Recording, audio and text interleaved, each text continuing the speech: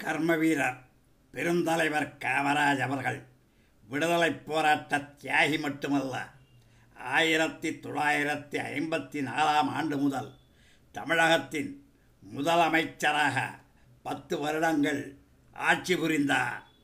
இன்று சாதாரண எம்எல்ஏக்களும் கோடி கோடியாக பணத்தை குவித்து தவறான முறையில் மாட மாளிகைகளை கட்டிக்கொள்வதுடன் பல கல்லூரிகளுக்கும் சொந்தக்காரர்களாக வாழ்ந்து வருகிறார்கள்.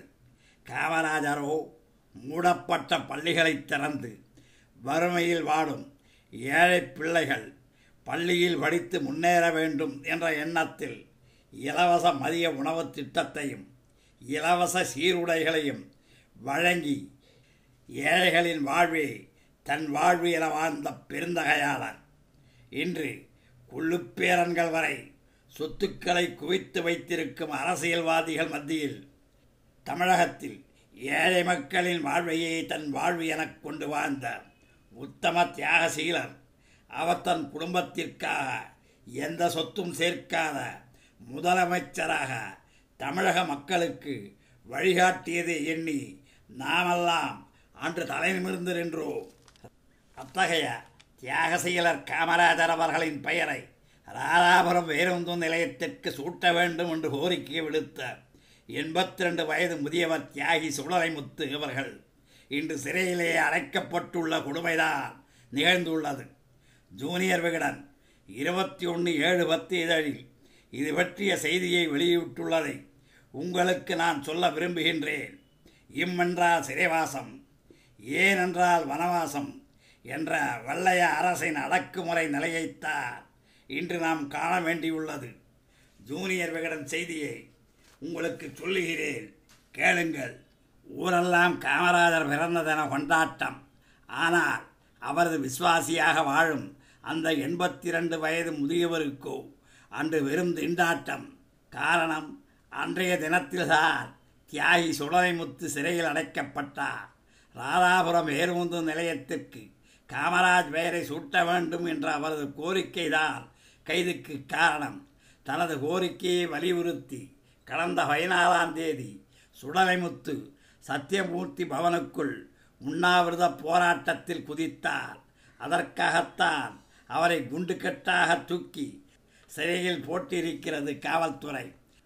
நெல்லை மாவட்டம் ராதாபுரம் அருகில் உள்ள தெற்கு குமணன் சாவடிக்காரர் சுடலைமுத்து காமராஜரின் மீது கொண்ட அளவற்ற அன்பு காரணமாக சொந்த ஊரில் காமராஜர் படிப்பகம் நடத்தி வரும் இவர் அங்கே காமராஜரின் மார்பளவு சிலை ஒன்றையும் நிறுவியிருக்கிறார். சின்ன குழந்தைகளுக்கு சுதந்திர வரலாற்று கதைகளை சொல்வது, விளையாட்டு போட்டிகள் நடத்தி தலைவர்களின் படங்களை வரிசரிப்பது என எப்போதும் தேசபக்தியில் ஊறி திளைப்பவர் இந்த சுடலைமுத்து. நேதாஜி சுபாஷ் சந்திரபோஸின் இந்திய தேசிய இராணுவத்தில் இருந்தபோது தனக்கு கொடுக்கப்பட்ட பேட்ஜ் எண் 78 இன்றும் பொக்கிஷமாக பாதுகாத்து வருகிறார். சுடலைமுத்து நீண்ட காலமாக காங்கிரஸில் இருந்தாலும் எந்த பதவியையும் எதிர்பாராத இவர் மக்கள் பிரச்சனைக்காக மட்டுமே போராடுவார். நம்மிடம் பேசிய நெல்லை மாவட்ட காங்கிரசார் பேருந்து நிலையம் அமைய வேண்டும் என்பது அந்த பகுதி மக்களின் நீண்டகால கோரிக்கை. ஆனால் அதற்கு இடம் கிடைப்பது சிக்கலாக இருந்தது. அந்த நேரத்தில் வரகுணபாண்டீஸ்வரர் ஆலயத்துக்கு சொந்தமான நிலத்தை 99 ஆண்டு குத்தகைக்கு எடுத்த அப்பாவு எம்எல்ஏ அதை பேருந்து நிலையம் கட்ட தானமாக வழங்கினார். அரசின் உதவியுடன் பேருந்து நிலையம் கட்டப்பட்ட அந்த நிலப்பகுதிக்கு காமராஜ் திடல் என்ற பெயரே முன்பு இருந்தது. எனவே அதை கட்டி முடித்ததும் காமராஜர் பேருந்து நிலையம் மற்றும் பெருந்தலைவர் காமராஜர் மற்றும் கக்கன் ஆகியோரின் சிலைகளும் திறக்கப்பட வேண்டும் என்பது மக்களின் எதிர்பார்ப்பு. ஆனால் நிலத்தை கொடுத்த அப்பாவு கருணாநிதியின் பெற்றோர் சிலையை அங்கே நிறுவ பலத்த சர்ச்சை எழுந்தது. அப்போது பேருந்து நிலையத்தை திறக்க வந்த துணை முதல்வர் ஸ்டாலின் மக்களின் உள்ள கொதிப்புக்கு மதிப்பு கொடுத்து முத்துவேரர் அஞ்சுகத்தம்மாள் சிலையை திறக்காமல் சென்றார். ஆனால் அடுத்த சில நாட்களில் அப்பாவுவின் கண்ணசைவில் பஞ்சாயத்து தலைவர் சிவக்குமார் அதை திறந்தார். தற்போது அந்த சிலைக்கு போலீஸ் பந்தோபஸ்தும் போடப்பட்டுள்ளது. இதைக் கண்டு கொதித்த தியாகி சுடலைமுத்து அந்த பேருந்து நிலையத்திற்கு காமராஜர் பெயர் பெருந்தலைவர் சிலையையும் வைக்க வேண்டும் என்று அடுத்தடுத்து 3 உண்ணாவிரதங்கள் இருந்தால் ஒருமுறை 10 நாட்கள் எதுவும் சாப்பிடாமல் அவர் காட்டிய வைராக்கியத்தைக் கண்டு திகைத்த நெல்லை போலீஸ் அவரை கைது செய்து மருத்துவமனையில் சேர்த்தது. முன்னாள் மத்திய அமைச்சர் EVKS இளங்கோவன் நேரில் வந்து, உங்களைப் போன்ற உண்மையான காங்கிரஸ் தொண்டர்களை இழக்க விரும்பவில்லை, அரசிடம் இதை வலியுறுத்துவோம், போராட்டத்தை கைவிடுங்கள் என்றதால் அதை கைவிட்டார் அப்பாவு. அரசாங்கம் தனது கோரிக்கைக்கு செவிசாய்க்கும் என இத்தனை நாளும் பொறுத்து பார்த்தவர். எதுவும் நடக்காததால் தான் காமராஜர் பிறந்த தினத்தில் சத்தியமூர்த்தி பவனில் உண்ணாவிரதம் இருந்தார். அவருடன் வட்டார காங்கிரஸ் தலைவர் சிவாஜி முத்துக்குமாரும் உண்ணாவிரதம் மேற்கொண்டார். ஆனால் தங்கபாலுவின் ஆதரவாளர்கள் அவருக்கு ஒத்துழைப்பு கொடுக்காமல் அவரை கைது செய்ய வைத்து விட்டனர். காமராஜர் ஆட்சி அமைப்போம் என மூச்சுக்கு மூச்சு சொல்லி கட்சி பதவியில் காலத்தை ஓட்டுகிறவர்களே காமராஜரை மறந்து விட்டனர்.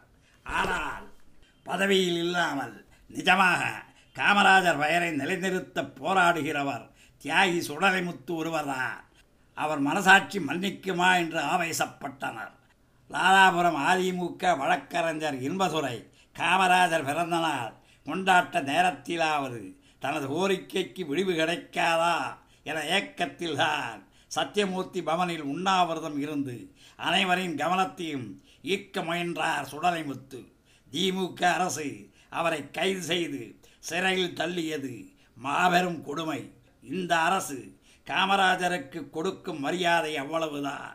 அடுத்து அமையவிருக்கும் எங்கள் ஆட்சியில் கருணாநிதியின் பெற்றோர் சிலையை தூக்கிவிட்டு அந்த இடத்தில் காமராஜர் சிலையை வைப்பதாக அம்மா அவர்கள் ஏற்கனவே சொல்லியிருக்கிறார்கள்.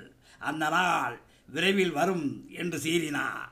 முன்னாள் மத்திய அமைச்சர் EVKS இளங்கோவன் நம்மிடம் முதல்வர் கலைஞர் இந்த விவகாரத்தில் தலையிட்டு வயதில் பெரியவர் தியாகி சுடலைமுத்துவை உடனடியாக விடுதலை செய்ய வேண்டும், ராதாபுரம் பேருந்து நிலையத்தில் முதல்வரின் பெற்றோர் சிலை இருப்பதில் எங்களுக்கு எந்த ஆட்சேபமும் இல்லை, ஆனால் அந்த பேருந்து நிலையத்திற்கு பெருந்தலைவர் காமராஜர் பெயரை சூட்ட வேண்டும் என்பதே எங்கள் கோரிக்கை. மக்களின் விருப்பத்தை மதித்து உடனடியாக ஒரு நல்ல முடிவை எடுக்க வேண்டுமென்றார். தமிழக முதல்வர் கலைஞர் கருணாநிதி அவர்கள் ராதாபுரம் மக்களின் கோரிக்கைக்கு செவிசாய்ப்பாரா என்பதை நாம் பொறுத்திருந்துதான் பார்க்க வேண்டும்.